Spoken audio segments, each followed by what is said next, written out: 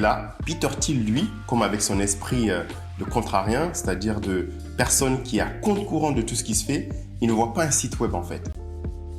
Présent, on est à Palo Alto en Californie, l'été 2004. Un gamin de 20 ans, suite à capuche gris, attend dans un café. Il vient de déménager de Harvard, il a créé un site web pour étudiants, un annuaire, des photos, des profils, jusque-là rien de révolutionnaire. Et en face de lui, tu as un Peter Thiel de 37 ans, avec un costume parfait, un regard froid, il vient d'encaisser des millions avec PayPal. Tous les fondateurs de la Silicon Valley veulent son argent. À ce moment précis, tous les investisseurs traditionnels passent leur tour sur Facebook. Ils disent c'est juste un annuaire pour étudiants. C'est comme Friendster, ça va mourir. MySpace est déjà trop gros parce qu'il y avait MySpace à l'époque. Les plus grands fonds de la côte Est, ils refusent tous. Et là, Peter Thiel, lui, comme avec son esprit de contrarien, c'est-à-dire de personne qui est à compte courant de tout ce qui se fait, il ne voit pas un site web en fait. Quand lui, Thiel, maintenant, il regarde Facebook, il ne voit pas un réseau social. Il voit une machine à désir mimétique. Pense à ce que toi tu fais sur Facebook. Quand tu scrolles les profils des autres, tu regardes leurs photos de vacances, tu vois leurs relations amoureuses, tu compares ta vie à la leur. Facebook sera la machine la plus puissante jamais créée